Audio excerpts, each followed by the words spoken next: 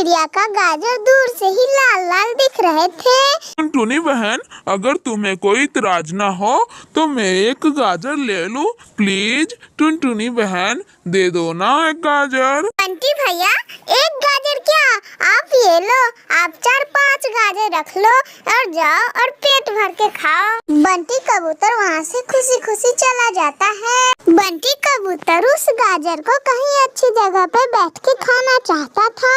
बंटी कबूतर वहाँ पे छांव में बैठता है। तभी वहाँ पर गौरी कवि आ जाती है। बंटी भाई, मैं एक बात कहना चाहती हूँ। वो देखो बंटी भाई, पीछे से एक बड़ा सा सांड आ रहा है। बंटी कबूतर जैसे ही पीछे मुड़ता है कि वहाँ पर से गौरी कवि वो सारे गाजर लेके भाग जाती है। चोरनी कहीं की, मेरा गाजर मुझे वापस कर दो। ओए गौरी चोरनी, अब तो टुनटुनी मुझे दोबारा गाजर भी नहीं देगी। गौरी गौरी, एक गाजर मुझे भी दे दो, मुझे भी बहुत जोर की भूख लगी है। ना कालू जी, ये गाजर बहुत मीठे हैं, ये गाजर मैं आपको नहीं दे सकती। माफ करना, मैंने अपनी जान पे खेल के उस मोटी चोंच वाले बंटी कबूतर से ये गाजर लेके आए हैं। ये गाजर मैं आपको नहीं दे सकती।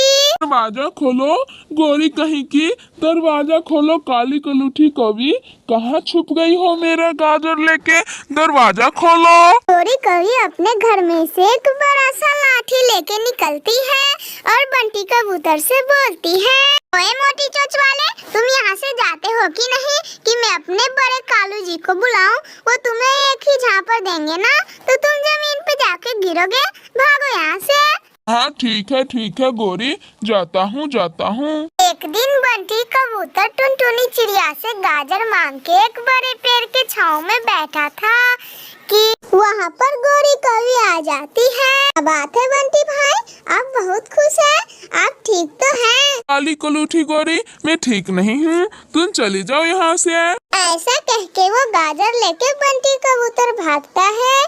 पीछे पीछे गौरी कवि भी बंटी कबूतर के भागती है। बंटी कबूतर एक पेड़ के खोखल में छुप जाता है, वो गाजर को साथ में लेके। ओहो मोटी चोंच वाले बंटी कबूतर, आज तुम मेरे से नहीं बचोगे, मुझे भी पेड़ के खोखल में अच्छे से घुसने आता है, समझे? गौरी कवि पेड़ के खोखल में घुसती है, वो उसी में फंस जाती है और रोने लगती है। दूसरी तरफ से बंटी कबूतर उस पेड़ के खोखल में से निकल के आता है और कहता है, गौरी तुम बहुत अच्छी लग रही हो, तुम ऐसे ही बहुत अच्छी लग रही हो, तुम इसमें से कभी बाहर मत निकलना गौरी, तुम ऐसे ही रहो। गौरी कवि बेचारी तो रोए जा रही थी।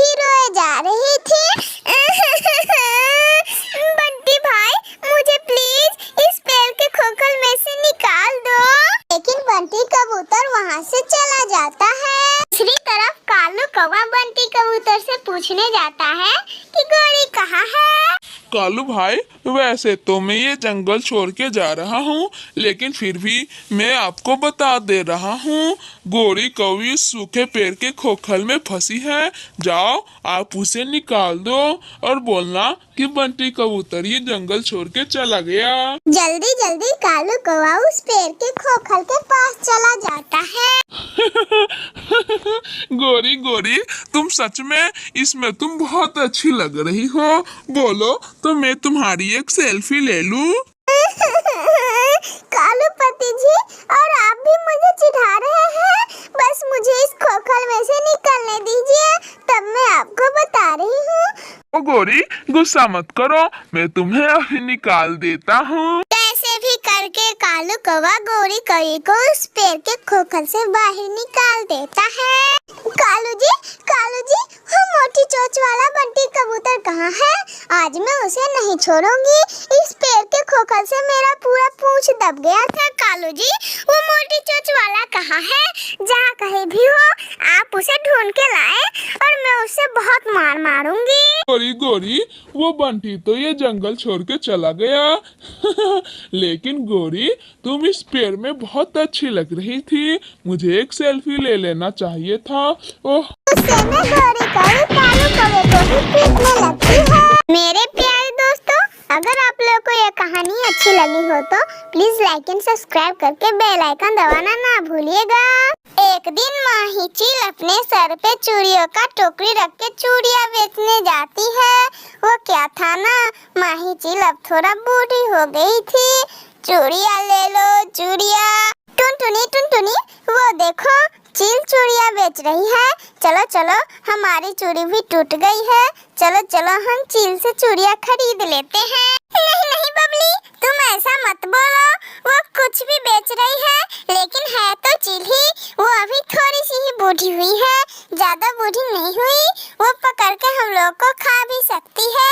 उससे तुम कभी भी चूड़ी मत लेना, उससे हम लोगों को कोई संबंध नहीं है। चूड़ी तो मेरी भी टूट गई है, बाहर चील आई है, मैं उसी से चूड़ियाँ खरीद लेती हूँ। वो चील अच्छी लग रही है मुझे। गोरी कवि अपने घर के बाहर चील को रोकती है और चील के चूड़ियों के बारे में पूछती है। चील जी ये अच्छी चूड़ी है ना, इस चूड़ी का रंग तो नहीं झड़ता। गोरी ये तुम क्या बात किए जा रही हो, ये माही चील की चूड़ी है, इसका रंग कभी नहीं झड़ेगा। ये लो, ये सारी चूड़ियाँ तुम्हारे लिए है, जब भी मन करे तब भी पैसा देना, बस तुम चूड़ी ले लो। गोरी कवि अपने मन में सोचती है, अरे मैं तो इस चील को एकदम बुरी समझ रही थी, ये तो बहुत अच्छी निकली, बगैर पूछे ही उधारी चूड़ी मुझे देती है। मैं एक काम करती हूँ, एक चूड़ी अपने माँ के लिए भी ले लेती हूँ। चील जी आप ऐसा करिए कि 1 दर्जन लाल कलर की चूड़ी और 1 दर्जन पीले कलर की चूड़ी दे दीजिए। पैसे आप 4-5 दिन में आके ले जाना। कवि बिटिया तुमसे कौन भला पैसे मांगा है, जाओ तुमको जब मन करे तब पैसे देना, वैसे मैं चाची हूँ तुम्हारी। चील चूड़ी लेके अपने घर चली जाती है। भगवान ये क्या दिन देखना पड़ रहा है, मुझे एक पक्षी खाने के लिए भी मुझे चूड़ियाँ बेचना पड़ रहा है। टुनटुनी क्या तुम्हें पता है हमारे जंगल में जो चील चाची आती है वो रोज हमारे जंगल में चूड़ियाँ बेचने आती है ना। वो चील चाची बहुत अच्छी है। टुनटुनी वो चील चाची इतनी अच्छी है कि मुझसे बगैर पूछे ही उधार चूड़ियाँ दे दी। कह रही है कि तुम जितना दिन भी रखो बस मुझे कभी पैसे दे देना। तुम लोग फालतू में उस चील चाची की बुराइयां करते रहते हो, वो चील चाची तो बहुत अच्छी है। गोरी तुम अभी बात को नहीं समझ रही हो, वो चूड़ियाँ बेचती है तो क्या हुआ, वो थोड़ी सी बूढ़ी हो गई है तो क्या हो गया। गोरी वो है तो चील ना, वो तुम्हें कभी भी खा सकती है। हाँ तो क्या टुनटुनी तुम ये कहना चाहती हो कि वो मेरी चील चाची मुझे खा जाएगी, यही ना।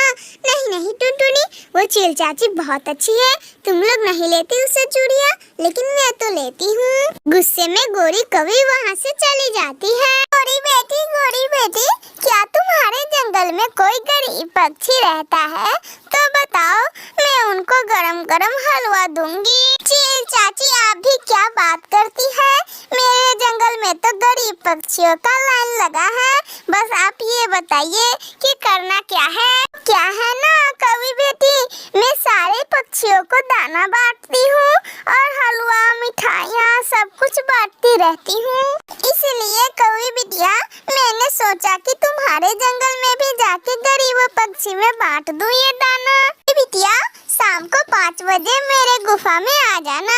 चील अपने गुफा में जाती है और सारी की सारी प्लेन रेडी करके रखती है। 5 बज जाती है और शाम को गोरी कवि चील के गुफा में आती है। गोरी कवि के आते ही चील अपना घर का दरवाजा बंद करती है। चील चाची ये आप क्या कर रही हो, गेट खोल दो, मेरा दम घुटने लगता है। नहीं कवि बिटिया, गेट खोलने से तो अब कोई फायदा नहीं है, क्योंकि अब तुम्हारा दम तो निकलने ही वाला है, अब तुम मेरी शोरबा बनोगी। ऐसा कह के चील का बैग गोरी कवि पे हमला कर देती है। गरम कढ़ाई में गोरी कवि को डाल देती है और उसका शोरबा बना के पी जाती है। मेरे प्यारे दोस्तों, अगर आप लोगों को ये कहानी अच्छी लगी हो तो प्लीज लाइक एंड सब्सक्राइब करके बेल आइकन दबाना ना भूलिएगा।